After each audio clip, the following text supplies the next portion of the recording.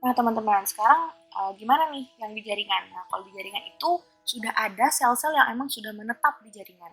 Jadi biarpun tidak ada inflamasi, mereka juga sudah ada seperti sel dendritik, sel makrofag dan juga sel mast. Nah, bedanya apa? Kalau sel dendritik ini dia sama binding microbe juga. Jadi dia berikatan, dia punya reseptor di sini ya. Kemudian dia akan berikatan dengan microbe. Nah, purpose-nya main responsnya itu adalah dia akan mengeluarkan sitokan. Jadi lihat teman-teman yang ini namanya sitokinnya, inilah sitokin pro-inflammatory sitokin. Jadi dia khusus ya, mediator-mediatornya khusus.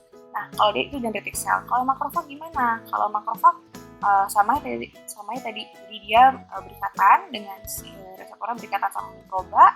Habis itu selain dia memakan si mikroba ini, dia juga mengeluarkan sitokannya ya. Jadi selain membunuh si mikroba langsung dengan memakannya, dia juga mengeluarkan sitokan proinflamasi. Dan juga yang terakhir adalah mast cell. Nah, mast cell ini khusus teman-teman ya, jadi punya dalam tubuhnya ini ada multiple granul. Nah, multiple granul ini mengandung mediator-mediator inflamasi seperti histamin misalnya. Nah, kapan dia misalnya aktif? Ketika dia reseptornya berikatan dengan mikroba. Jadi atau benda asing ya, antigen, ketika dia berikatan nanti dia akan melepas nih fakul-fakul ataupun granula-granulanya dalam tubuhnya. Nanti ini yang akan memproduksi sitokin proinflamasi. Jadi sama aja nih si dendritik, makrofag dan juga mast cell akan menghasilkan sitokin proinflamasi. Nah, terus pertanyaannya, sitokin proinflamasi ini kemana? Nah, sitokin proinflamasi ini dia akan berikatan teman-teman dengan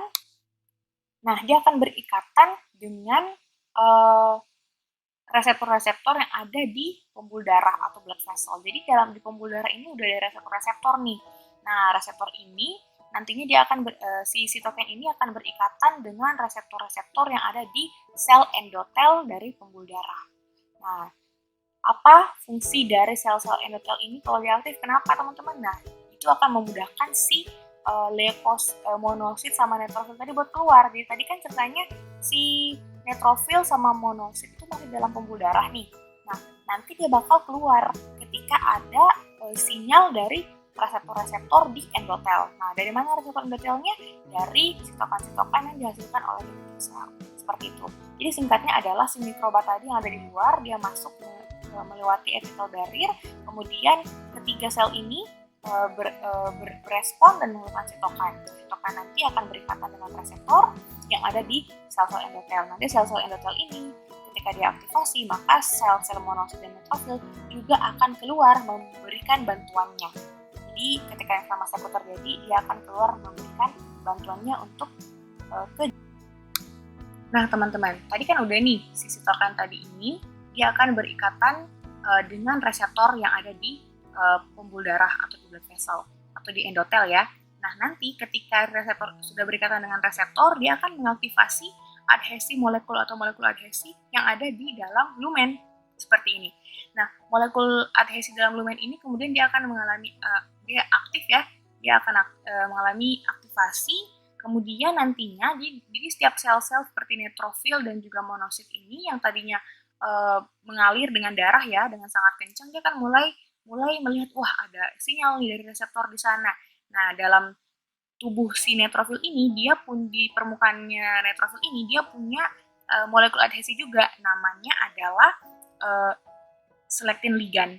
Jadi ini berada di permukaannya sel, sedangkan kalau di permukaan dalamnya blood vessel atau intralumen namanya iselektin. Jadi molekul adhesi iselektin kalau dia berikatan dengan selektin ligand yang ada di permukaannya neutrofil, maka dia akan terjadi ikatan teman-teman. Nah, ketika dia berikatan, tapi ini teman-teman harus tahu ini ikatannya cukup lemah.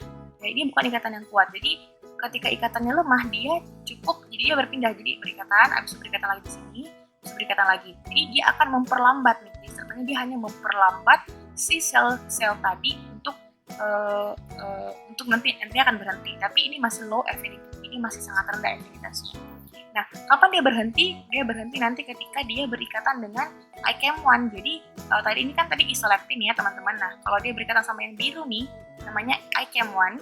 Nah, intracellular adhesion molecule 1, nanti dia akan berikatan dengan ligand yang di permukaan juga, permukaan sel, namanya integrin LFA1. Nah, ketika dia berikatan antara integrin LSA1, contohnya yang tadi ini iselektin dan juga selektin ligand. Nah ini dia ICAM1 dan juga integrin LVA1, maka dia akan menyetop si monosit tadi misalnya. Nah ketika dia menyetop, sel-sel ini mengalami stable arrest ya, dia akan berhenti dengan total. Nah pelan-pelan dia akan masuk nih, dia akan menipis dan dia akan masuk di celah-celah sel dan kemudian akan squeezing ya, dia akan masuk seperti ini ya, dia akan masuk ke dalam jaringan seperti itu. Nah nanti dia akan masuk ke dalam jaringan dan dia akan bercampur deh dengan sel-sel yang lain untuk membantu sel-sel yang ada di jaringan melawan infeksi. Jadi kalau dirangkum teman-teman ya, jadi sel-sel ini nanti akan mengalami pemberhentian pertama nih, diperlambat dengan iselektin dan selektin ligand, kemudian akan berhenti jika bertemu ICAM1.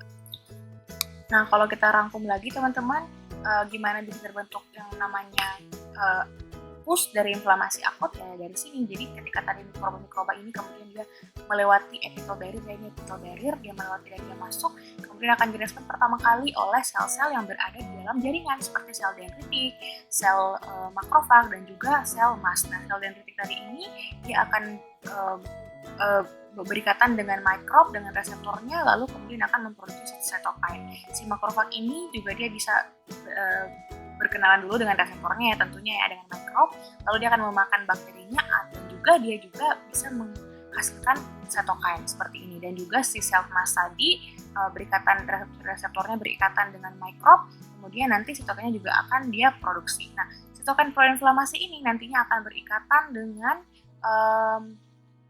reseptor yang ada di endotel. Nah nanti ketika reseptor endotel ini mengalami aktivasi, molekul adhesi yang ada di permukaan dalam dari blood vessel juga akan mengalami aktivasi. Yang pertama aktif adalah yang hijau ini. Nah yang hijau ini nanti akan memberi sinyal bahwa ada inflamasi jaringan. Tolong nih, bantu nih, si neutrofil sama si monosit dipanggil nih ceritanya. Nanti ketika dia iselektin yang ada di intralumen pembuluh darah ini berikatan dengan reseptor yang ada di permukaan dari sel atau selektin ligand, nah dia akan mengalami perlambatan. Jadi ini masih low affinity, jadi mengalami perlambatan dulu.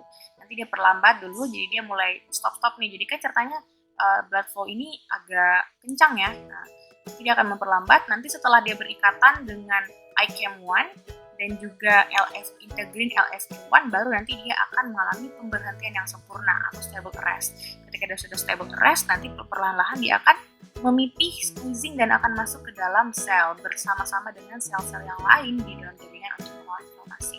Sel neutrofil bagaimana cara kerjanya? Sama, sel neutrofil juga punya yang namanya reseptor. Nanti reseptornya akan berkenalan dengan mikrob. Nah pelan-pelan dia akan mengalami memakan ya si mikrob tadi, dia akan masukkan dalam wall dengan internalisasi dan dimakan. Habis dimakan, si neutrofil ini baik hati, dia menghancurkan dirinya dan terhadap apoptosis. Sedangkan kalau misalnya si makrofag, dia akan memakan aja dan juga memakan si neutrofil yang sudah mengalami apoptosis. Nah ketika sudah banyak nih neutrofil, udah banyak banget neutrofil dan juga banyak apoptosis, nah ini nanti akan menjadi sebuah pus atau nanah yang kita lihat secara kasat mata ya, nanah. Nah dia itu mengandung yang ada dari bakterinya, mengandung neutrofil, mengandung cairan dan sebagainya. Itulah akhir dari proses inflamasi terjadi. Jadi mulai dari mikrob masuk sampai pus terjadi. Terima kasih teman-teman.